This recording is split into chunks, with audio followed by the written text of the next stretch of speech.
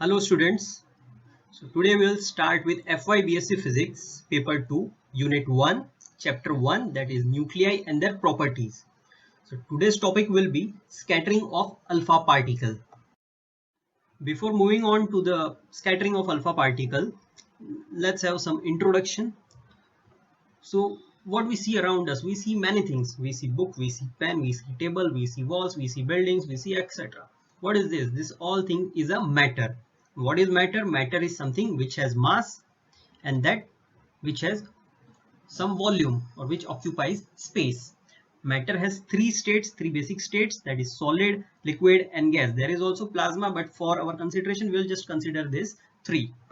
In solid, there are solids are made up of atoms which are very strongly bound to each other, whereas in liquid they are loosely bound, as shown in the diagram. They are quite away from each other, and in gases they are more away from each other, represents they are very loosely bound compared to even liquid.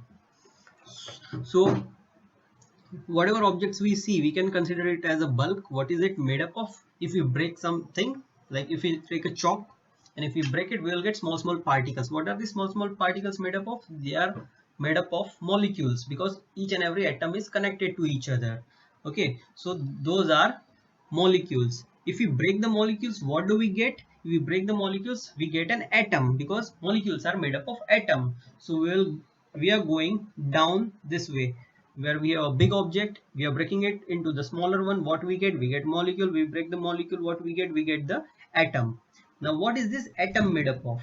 This atom is made up of electrons as well as nucleus, where electrons are negatively charged and nucleus is positively charged.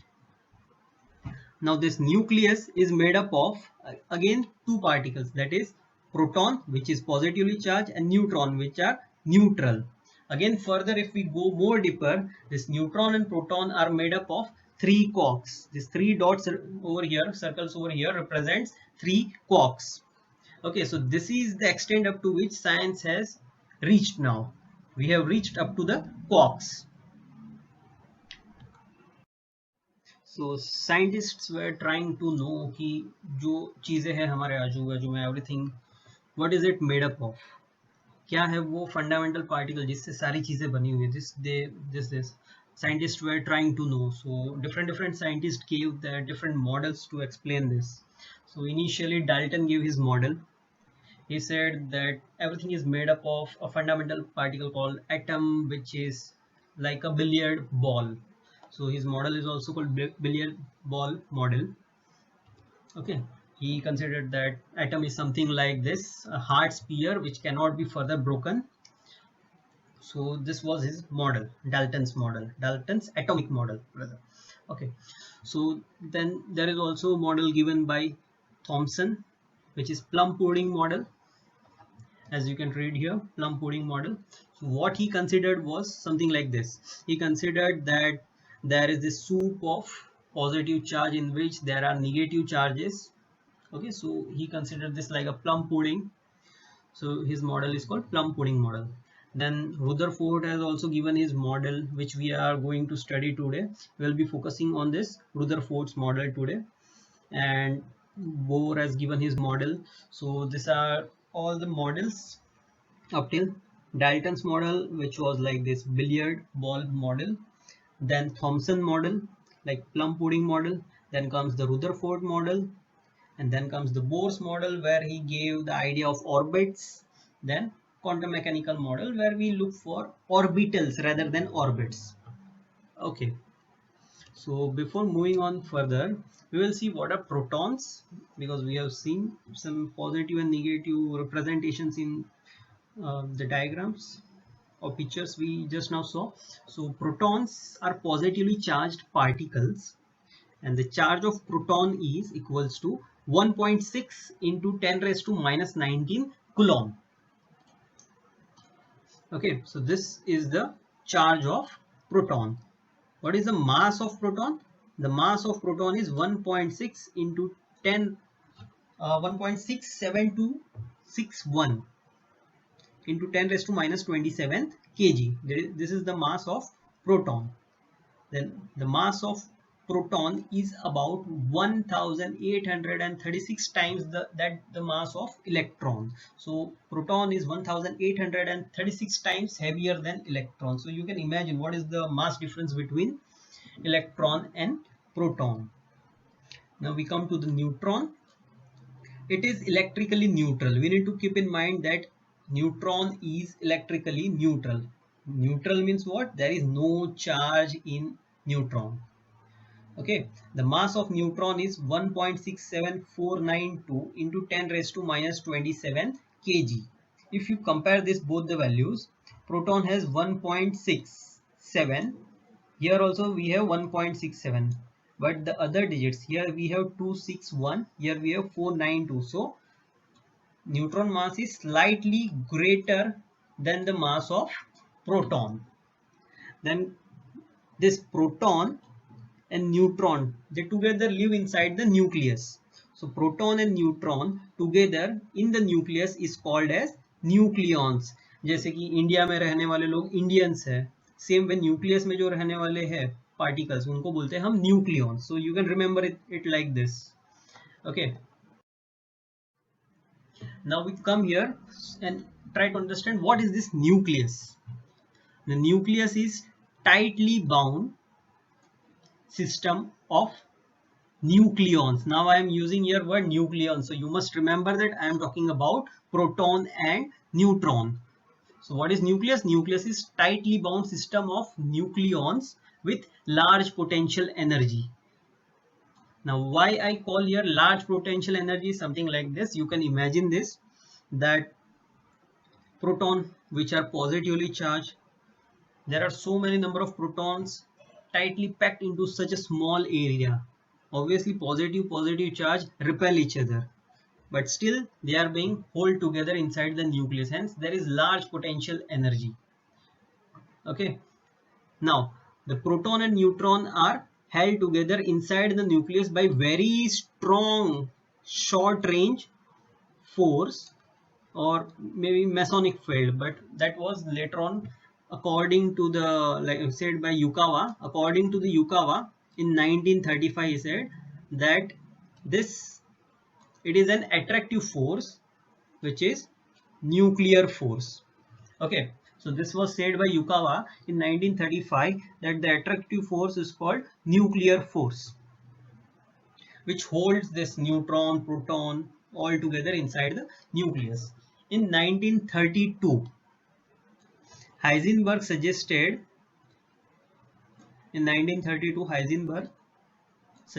that nuclei might be composed of protons and neutrons. Before that, there was no idea of protons and neutrons, but this Heisenberg suggested that this nucleus might be made up of protons and neutrons. This protons and neutron model is still today accepted.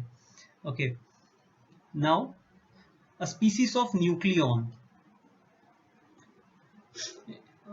let me just make a pointer. Okay, a species of nucleus of an atom. If we take any atom, okay, and we take the nucleus of it, the species of nucleus of an atom X is known as nuclide. Okay, so this is called nuclide. Just make this underline. Okay, and the symbolic representation is something like this. Here X, A above here on the left hand side, and Z downward on the left hand side, where Z represents the atomic mass. Atomic number. Z represents the atomic number. What is atomic number? Atomic number represents the number of protons inside the nucleus. Okay, and what does A represent? A represents the number of proton and neutron inside the nucleus, which is also called atomic mass number. Okay, A represents the atomic mass number and Z represents the atomic number. Atomic number means number of protons, and atomic mass means number of proton and neutron both together. So the formula for A becomes this: A is equals to number of neutron plus number of proton. So this is the important formula you must remember. Now what is the charge of nucleus? So what will be the charge of nucleus? So charge of nucleus will obviously be dependent on number of protons inside the nucleus. Okay. So what will be the charge? Charge will be the number of proton into charge of proton. So it is represented by Z, E, where E represents the charge of proton and Z represents the number of proton. For an example, we will take one example of lithium. 3Li7 has, here this is 3.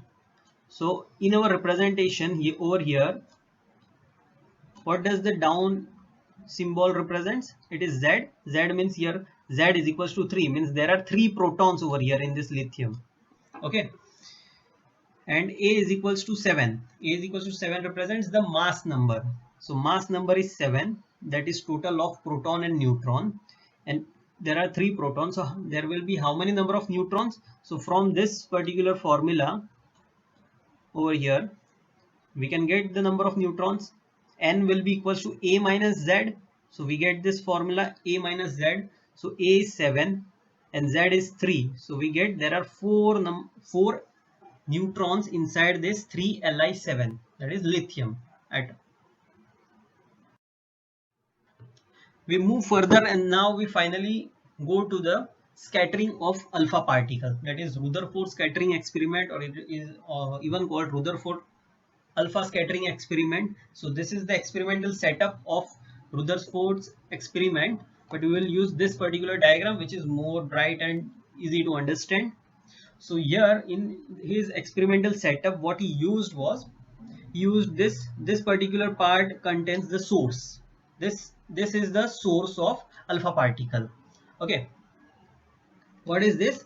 This block is lead block. I'll show you the diagram. So if you see the actual diagram of the experimental setup, it would look like this.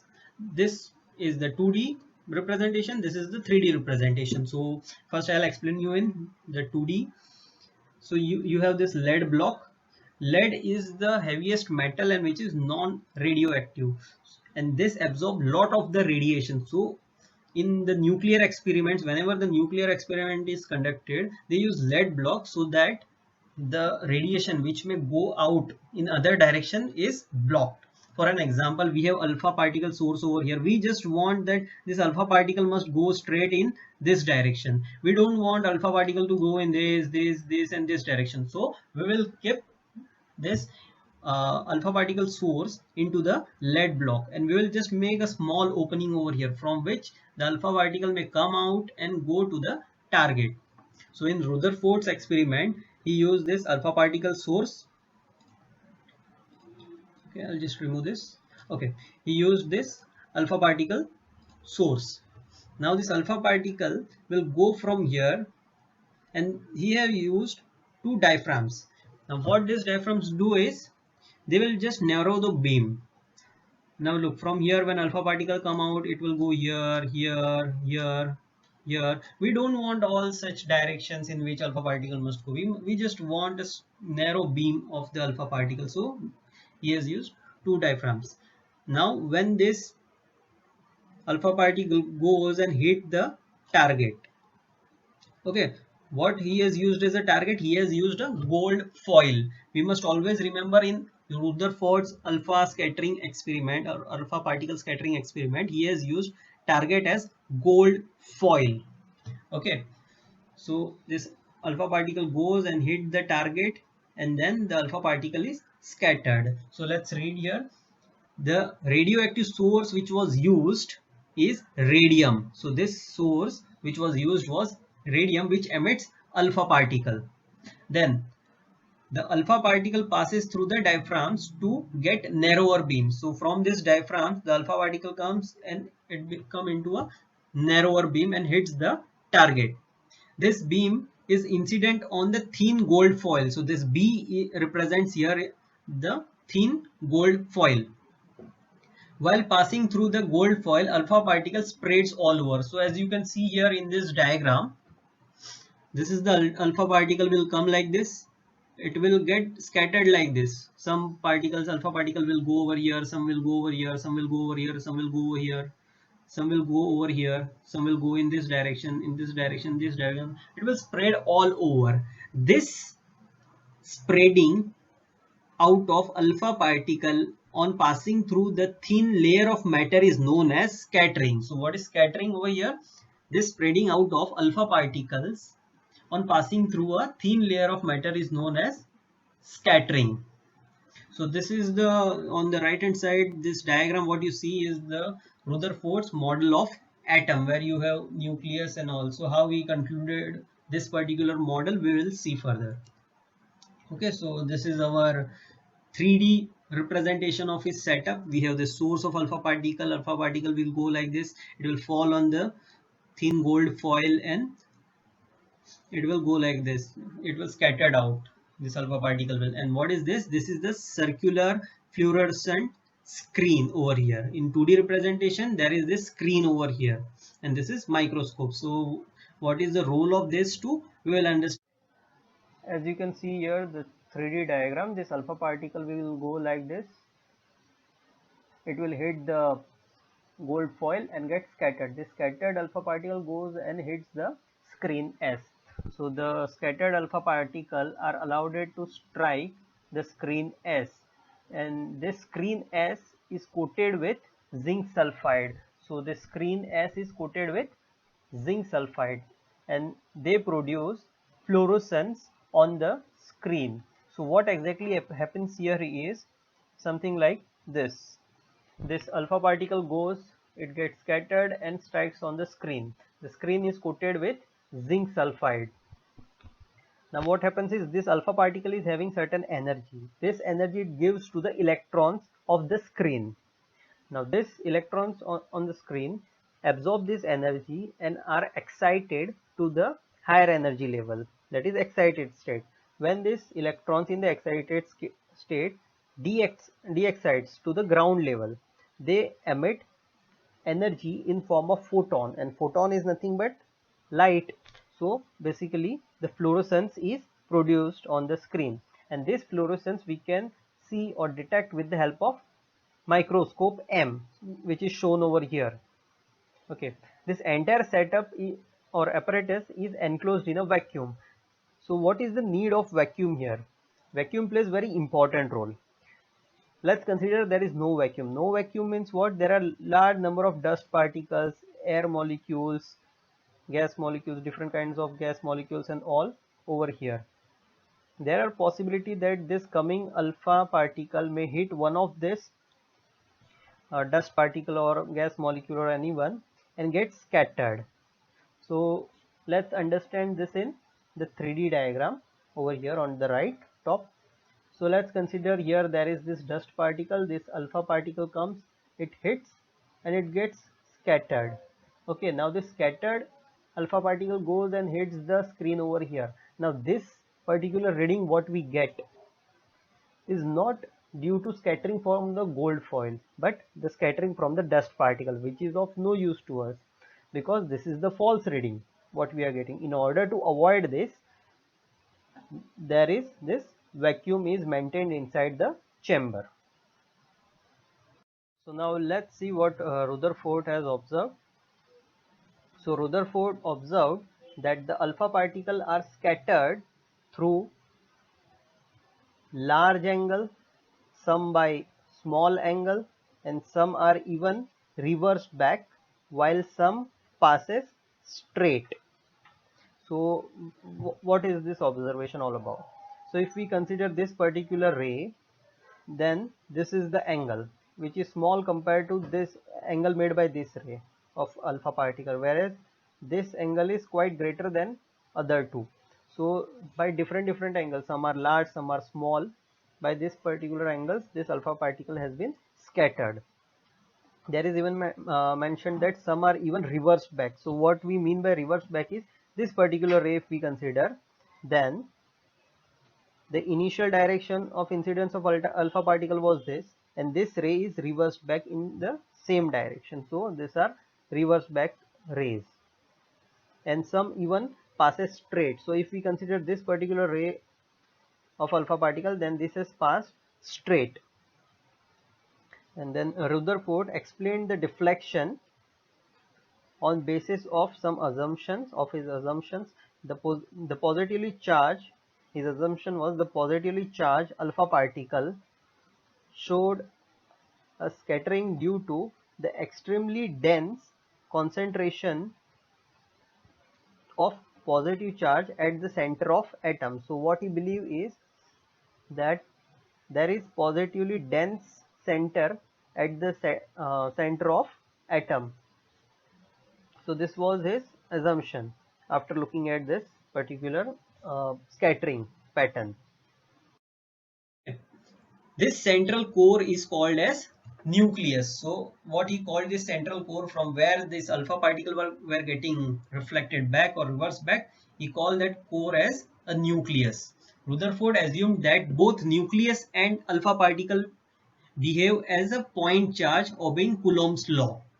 So this is what Rutherford assumed, that both nucleus as well as alpha particle both are acting as a point charge. When you take two positive charges and bring them, they will repel each other. So from his observation, he assumed that, or rather he concluded that these both are obeying the Coulomb's law, which you have studied in electrostatics. Rutherford hence ruled out plum pudding model. Plum pudding model was something like there is soup of positive charge in which there is negative charges, and also finally he ruled out this model given by Thomson, and Rutherford believed that positive charge cannot be distributed in whole mass of atom, rather it is concentrated at the center. This is what is given by Rutherford, that whole positive charge and mass is concentrated at the center of the atom. Okay, according to the Rutherford, electrons are distributed around the nucleus in the empty space of atom. So according to the Rutherford, electrons are distributed around the nucleus in the empty space of the atom. So what he says is, at the center there is all the mass, all the positive charge, and there is empty space around the nucleus in which there are electrons.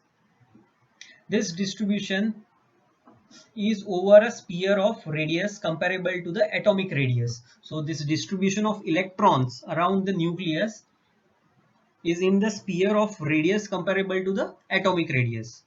So that is why some alpha particle pass through the empty space. For an example, if we consider this ray of alpha particle, if it is coming like this, there is this empty space. This is the nucleus, this is the nucleus, this is the nucleus, but in between there is this empty space which is unable to stop this alpha particle, so it goes straight. So he says that is why some alpha particle passes through the empty space of atom without any deflection. So this ray is going without any deflection, as they do not go sufficient close to the nucleus. It is not going sufficiently close to the nucleus, it will just go straight. But the one which is going sufficiently close to the nucleus will be deflected, because this coming ray is positive, this is also positive, both are going to reflect, like repel each other. Okay, now when some alpha particle is going head on close to, like one to one, directly, a head on collision with the nucleus, at that time it will be reflected back. Okay, if some alpha particle approaches the center of the atom, okay, the center of the atom means this case, if the alpha particle approaches the center of the atom, they will experience increasingly large Coulomb repulsion. It's obvious that alpha particle being positive, nucleus being positive, if they both are approaching towards each other, there will be large repulsion, Coulomb repulsion, resulting into large angle of deflection. Okay, so here this is reflected back, here in this case it is reflected in this direction. Okay, such strong repulsion is due to massive positive core, this positive core. Thus in 1911, Rutherford gave a new concept of structure of atom on basis of alpha scattering experiment that suggests nucleus is compact structure. So this was the first time it was given that nucleus is some compact structure. That is, atom of any element consists of a central hard core called as nucleus. So atom has some central hardcore where positive charge and mass is concentrated. This was given by Rutherford, and that is called as nucleus. Nucleus has size of order of 10 raised to minus 14 meter in diameter, and surrounded by orbiting electron. This was the model given. More than 99.9% of entire mass is concentrated inside the nucleus. So the Rutherford says that 99.9% of entire mass of the atom is concentrated in some center core, which is called as nucleus. Nucleus is positively charged, as we have seen in back, that charge of nucleus is number of protons into charge of proton, and proton is positive, so we can call nucleus is also positive. But here this is due to this conclusion Rutherford has arrived from his alpha scattering experiment. All atomic nuclei are spherical or nearly spherical. This was given by Rutherford. Now there are some drawbacks of this theory, because the reason for drawback is it cannot explain everything related to the atom or nucleus. So one of the drawback is Rutherford assumed that electrons can revolve around the nucleus in any orbit of any radius. Okay, so Rutherford assumed that around the nucleus electron can orbit in any orbit, and that orbit can have any radius. Therefore, they must emit radiation of all frequency. If this is the case, that they can have any orbit and any radius, then there must be this electrons must emit energies of all frequency. But this was not observed experimentally. When the hydrogen spectrum was studied, it was found that the hydrogen spectrum has lines of fixed frequency but not all frequency. So because of this observation, this Rutherford's model fell into these drawbacks. Okay, so this was the Rutherford model, that electron can have any orbit and it can revolve around the nucleus, but experimentally it was not found. Then the second drawback is it was unable to explain the stability of atom. So what happened is, Maxwell, who gave those Maxwell equations in electrodynamics, so Maxwell explained that accelerating charge emits the electromagnetic radiation. So if electron is going around the nucleus like this, it must emit some radiation, and if electron is emitting a radiation, its energy will be decreased, because radiation is also a form of energy. Energy is going out means electron's energy must decrease. If electron energy is decreasing, then electron will go by this spiral path, because its energy is decreasing, so its path will go on like this. Okay, and this orbit will go on shrinking, and finally the electron may fall into the nucleus. But if electron falls into the nucleus, the atom will collapse and nothing around us would have existed, not even us would have existed if this would be the case. So Rutherford model was unable to explain this particular phenomena. So it was unable to explain the stability of atom. According to Rutherford, electron revolve at very high speed, but Maxwell explained accelerating charge particle release electromagnetic radiation. Thus, if electron is revolving around the nucleus, it must release energy in form of electromagnetic radiation, and with reducing energy, the orbit must shrink, and finally electron must fall into the nucleus and atom would collapse. But this is not observed, right? Because we exist, we all are made up of atoms and we exist, and if we exist, then this is not possible, because if electron go and fall into the nucleus, then the atom would collapse and nothing would have existed. But we do exist, it means this is not happening, and if this is not happening, then Rutherford model lags here to explain this particular phenomena. And we stop here. Thank you.